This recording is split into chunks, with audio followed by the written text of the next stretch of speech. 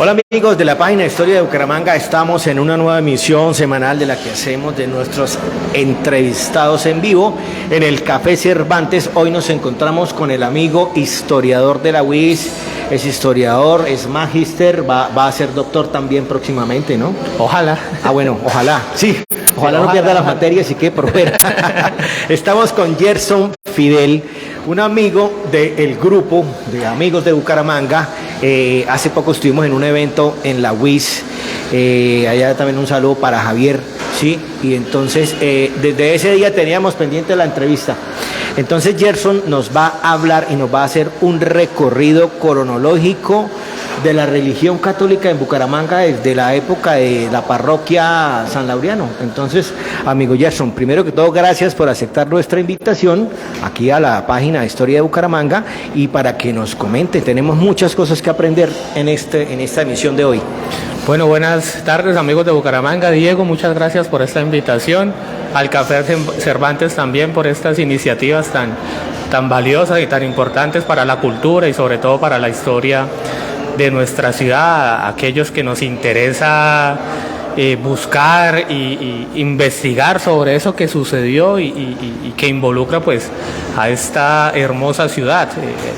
Bucaramanga en sus 400 años creo que nos ha dejado una reflexión bastante importante, ¿no? Sí. ¿Cuáles son nuestros raíces? ¿Cuál es la identidad del bumangués promedio? Entonces, a partir de estas reflexiones creo que estos espacios generan como esos primeros pasos para consolidar una verdadera memoria histórica local. Exactamente, y yo le agradezco mucho al programa de historia de la UIS porque los profesores, los alumnos con los que yo he venido recibiendo apoyo desde que comencé este proyecto ya hace 15 años, ha sido muy importante y yo pues parte de lo que hago también es ayudar a difundir ese trabajo, esas investigaciones en redes, que eso es lo que hacemos acá, ¿sí? Claro, la Escuela de Historia importantísima, soy hijo de la Escuela de Historia, graduado del programa de Historia y Archivística en el año 2018.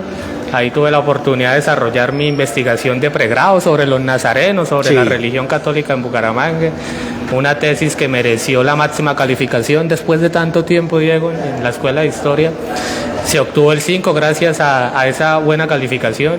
Qué bueno. Tuvimos la oportunidad de realizar unos estudios de maestría en la Universidad Andina Simón Bolívar, complementando un poco eso que fuimos descubriendo en la tesis de pregrado. Esta vez trabajamos para la maestría de las sociabilidades católicas. Ajá. Cómo se fue conformando ese mundo social, civil, en la segunda mitad del siglo XIX en Bucaramanga. Ahí tuvimos la oportunidad de visitar sobre todo el Archivo Arquidiocesano de Pamplona, encontrando cosas maravillosas que pues están registradas en esta tesis y que muy pronto también la veremos en formato libro. Y pues finalmente, como lo mencionabas, gracias a esos trabajos, pues en la actualidad también fuimos merecedores de una beca doctoral en el Colegio de Michoacán y la idea es seguir trabajando sobre la historia local, sobre las sociabilidades, sobre la religión, sobre la vida política y pública de Bucaramanga. Bueno, entonces vamos a empezar el tema con un concepto que para la mayoría de personas el concepto está errado, que es la parroquia, ¿sí? Claro, Diego. Bueno, la parroquia la podemos entender de dos formas. La parroquia como una estructura de la iglesia, o sea, en la mentalidad común, cuando uno nombra parroquia, pues uno se imagina una iglesia, ¿no? Exacto, una edificación. Exacto, ¿sí? Que pertenece a un espacio geográfico de un territorio arquidiocesano, donde hay presencia de un obispo diocesano. Eso es como lo básico cuando uno encuentra el término parroquia. Ahora, si nos devolvemos un poco en la historia, a la época colonial, la parroquia también se entiende como un régimen jurídico, la conformación del régimen parroquial. En Bucaramanga tenemos este caso que lo ha trabajado el profesor Álvaro Acevedo Tarazona de la Escuela de Historia de la UIS, y es la conformación de la parroquia de San Laureano, o de la parroquia de Nuestra Señora de Chiquinquirá de la Real de Minas de San Laureano. El nombre completo.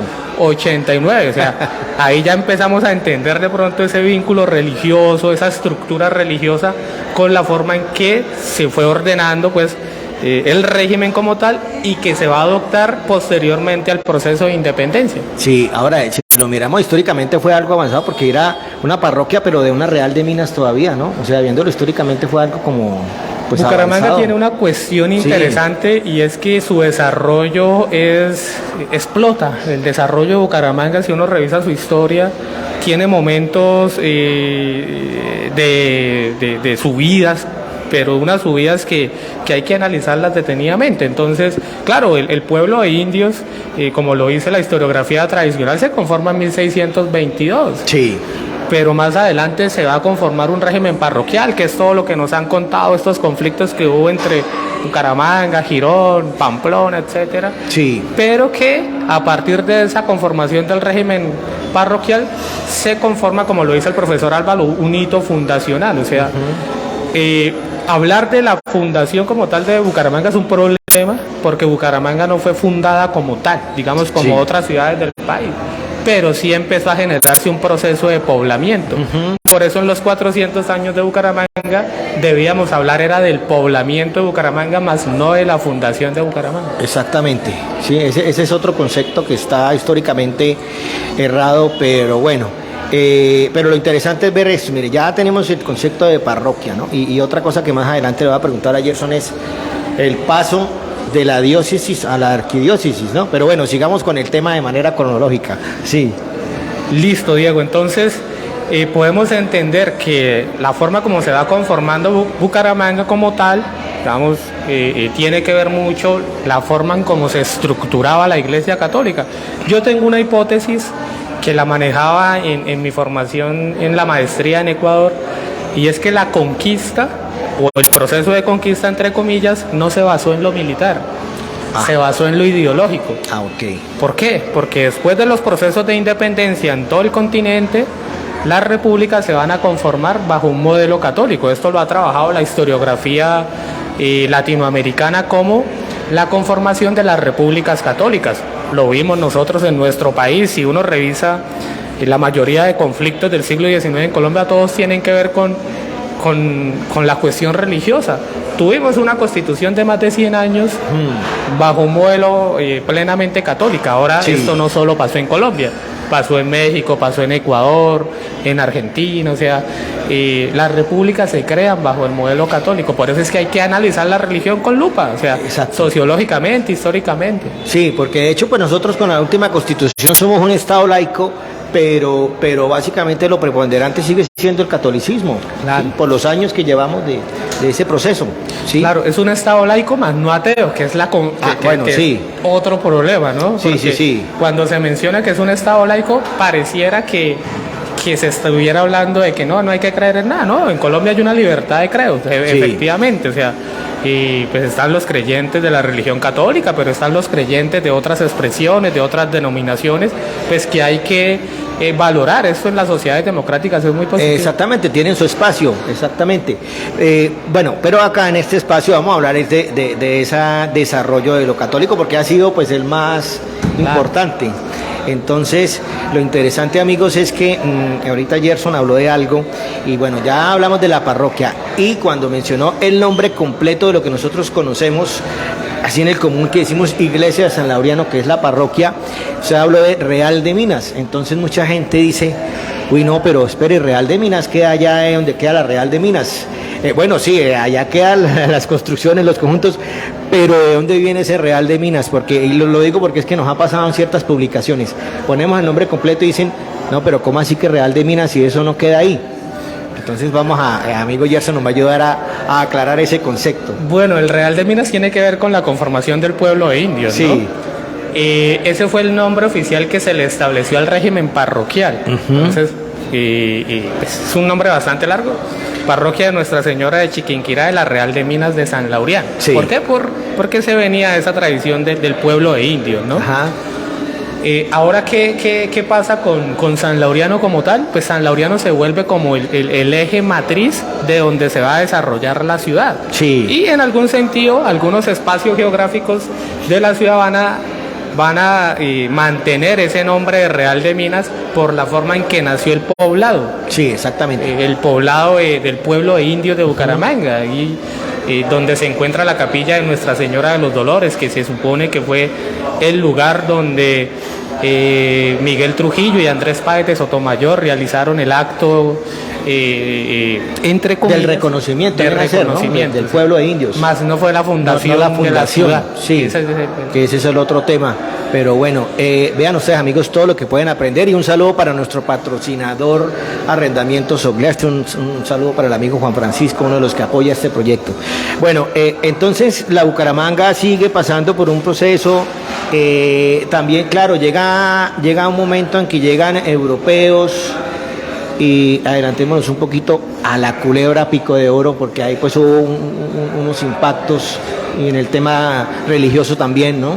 Claro, la Culebra Pico de Oro, eso es algo que yo desarrollé, bueno, eso lo ha trabajado el profesor Orlando Martínez, si no estoy mal, pero la Culebra, los Pico de Oro en realidad son los que son los que van a generar un antecedente para el desarrollo de las sociabilidades de tipo religioso. ¿Por qué? Sí. El fenómeno de los Pico de Oro, de la Culebra Pico de Oro, como se conoce, sucede en 1879, si no estoy mal, el conflicto que sucedió pues en el atrio de San Laureano, las muertes de los extranjeros, el izar el pabellón nacional de Alemania, etcétera, que pues todos los conocemos.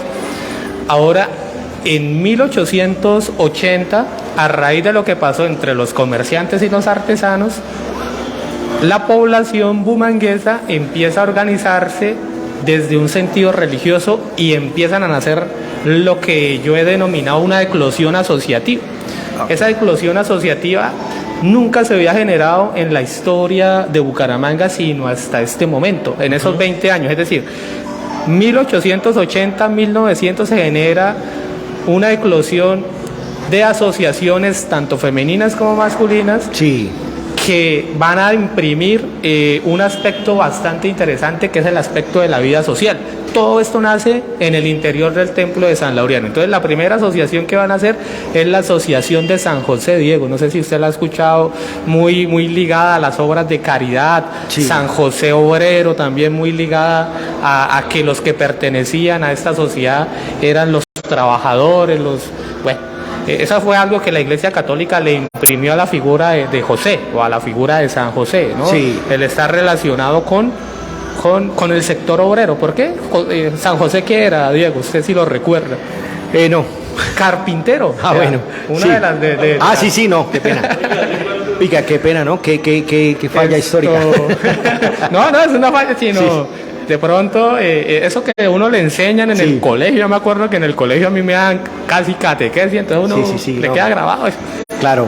Entonces, esa es la primera sociedad cívico-religiosa que nace en Bucaramanga, donde pertenecían comerciantes y artesanos, es decir, a partir del fenómeno de las sociabilidades católicas, se conforma todo un entramado social, toda una geografía asociativa, como lo ha trabajado el profesor Gilberto Loaiza para el caso de Bogotá, la profesora Patricia Londoño y Gloria Mercedes Arango para el caso de Antioquia. Después nace la Sociedad de San Vicente de Paúl, hermandades de tipo femenino como Nuestra Señora de las Mercedes y la Hermandad de Jesús Nazareno. Sí. Entonces en Bucaramanga durante estos 20 años nacen se profundizan dos devociones, la de San José y la de San Vicente de Paúl, muy ligadas a la cuestión de la caridad, y la Hermandad de Jesús Nazareno muy ligada a la cuestión popular. Sí. Entonces, ¿qué pasa con esto de los nazarenos?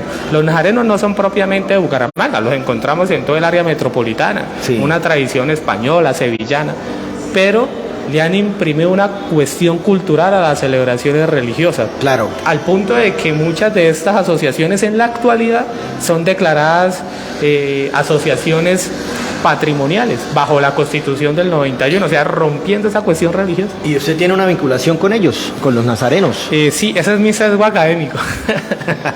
Mi sesgo académico, yo soy muy agradecido de la Hermandad de Jesús Nazareno, hago parte de la Hermandad de Jesús Nazareno de Bucaramanga, soy el presidente de la Hermandad de Jesús Nazareno, me eligieron, me reeligieron.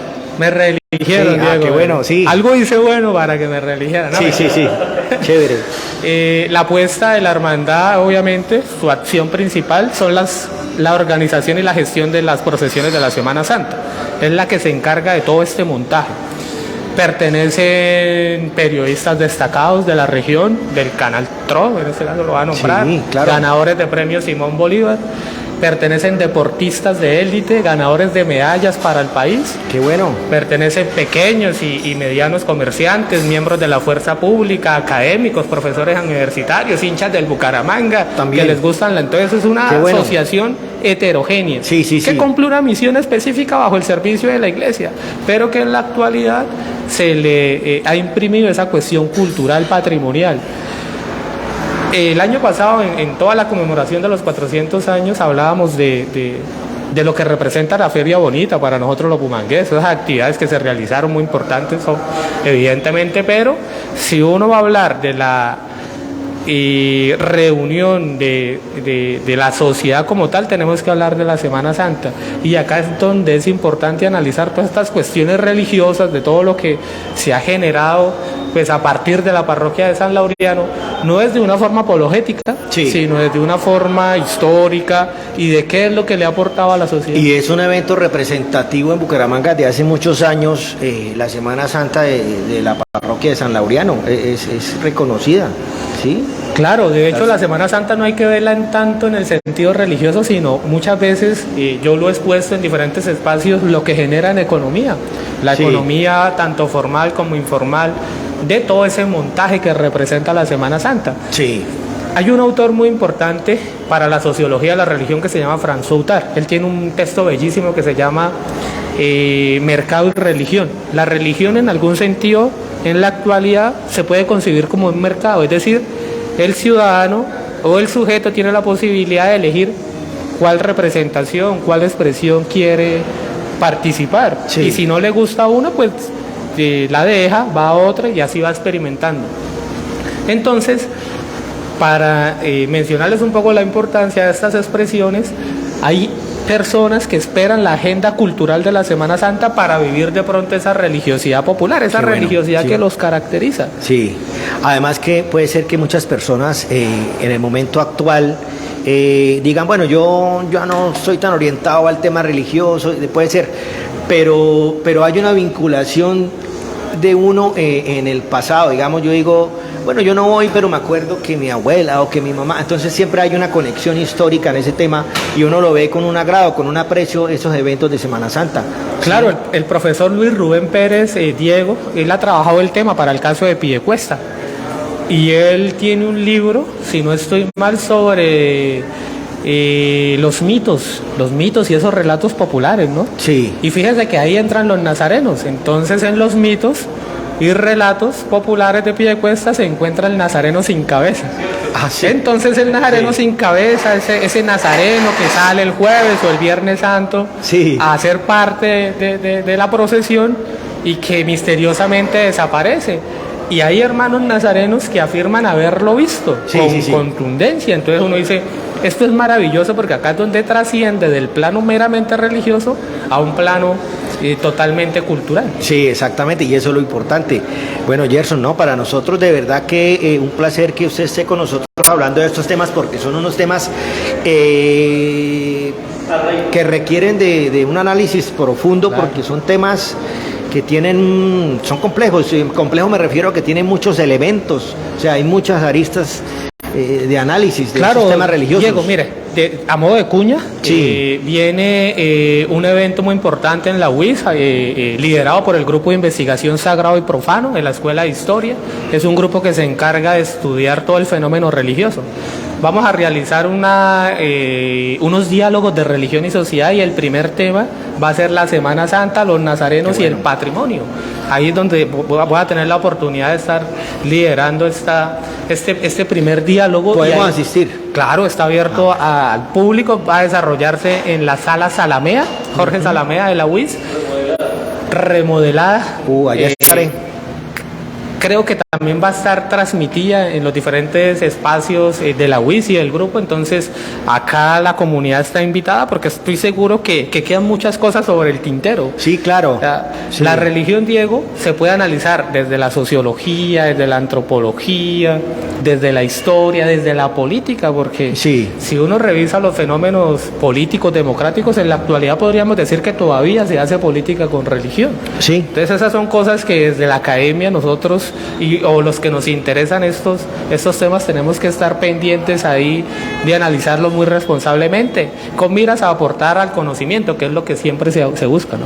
No, qué interesante, porque miren que, o sea, eso es un tema, hoy hicimos apenas pues una pequeño abrebocas de lo que es la profundidad de este tema, y Gerson pues afortunadamente ya sacó el tiempo, de hecho está ocupado porque viene la Semana Santa, por eso fue un tiempito cortico y ya se va, sigue con sus labores, pero nosotros sí le agradecemos desde este espacio porque la idea es que nosotros dejemos una semilla en las que las personas quieran saber más, y también pues nosotros abrimos este espacio, digamos, con este video abrimos un espacio. Si las personas quieren saber más, pues también pues deben hacer el esfuerzo de investigar y leer más, pero nosotros al menos ponemos el tema sobre la mesa, que es lo importante. Entonces, gracias por estar acá con nosotros, por participar. Sabemos que el tema es extremadamente amplio, porque de hecho, ¿cuántos años lleva usted en la academia formándose y estudiando para sintetizarlo en un video de 20-25 minutos?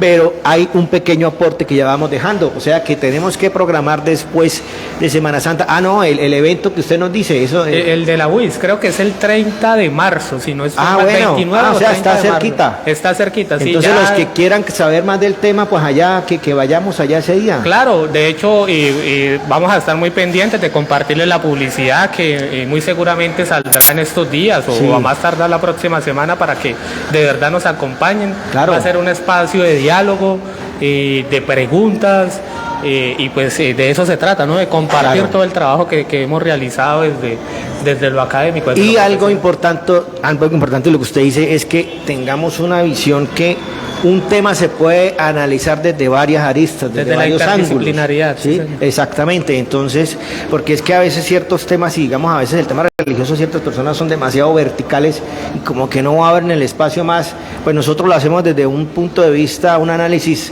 profesional y fundamentado pues en muchas disciplinas, para que nos dé otra visión, una visión más global de lo que es el tema religioso. Sí, claro, mire, de hecho, Diego, el Consejo de Bucaramanga, la corporación, ¿no? Este espacio democrático tan importante para la ciudad, de control político a la administración, condecoró con la Orden Ciudad Bucaramanga el mérito social y humano a la Hermandad de Jesús Nazareno, porque entendieron que más allá de ese aspecto religioso, la Hermandad de Jesús Nazareno como institución hace parte íntegra del proceso histórico de nuestra ciudad, como una abrebocas de pronto para otro espacio donde tengamos la posibilidad de interactuar más. Tengo nazarenos, o tengo evidencia histórica de nazarenos involucrados en la Guerra de los 1000 días, en el periodo de la violencia, nazarenos amenazados por gofalangistas en el 48 en Bucaramanga. Es decir, más allá de este suceso, lo que me quiere decir la fuente es que habían grupos conservadores de manera radical que apoyaban a Franco. Entonces eso es maravilloso, uno analizar y estudiar. Exactamente, nazarenos de pronto que estuvieron también muy pendientes del proceso de conformación de los movimientos subversivos. Entonces hacen parte de la historia integral. Un grupo tan histórico no hay que verlo de una manera tradicional, sino hay que verlo de una manera integral. El caso de Piedecuesta, lo que representan este tipo de asociaciones para Piedecuesta. Piedecuesta es como Popayán, Diego. Piedecuesta solamente se prepara para un evento importante en el año, que reúne a toda la población, y es la Semana Santa. Imagínense una Semana Santa en Piedecuesta sin nazarenos, sin las procesiones, donde toda la población civil está involucrada. Lo mismo Girón, un pueblo patrimonio que con los nazarenos también le ha apostado al arte, a la historia. Bueno, y así tenemos Florida Blanca. En Florida Blanca el Consejo de Bucaramanga estableció de manera consensuada el Día Institucional del Nazareno. Entonces, esto es positivo porque las instituciones se están dando cuenta del valor que tienen este tipo de grupos. O sea que invitamos a los amigos que esta Semana Santa, a los que les da pereza salir, háganlo, salgan, véanlo desde otra óptica. Ya por hoy nos tenemos que ir, y Gerson, muchísimas gracias por aceptar nuestra invitación, y nosotros seguimos en contacto. Ahí estaremos entonces promoviendo el evento de finales de marzo, y gracias, hermano, por aceptar nuestra invitación. Y bueno, amigos, la otra semana traeremos otro invitado y trataremos otro tema. Por hoy ya nos vamos, gracias, hasta pronto. Gracias, Diego, muchas gracias. Bien.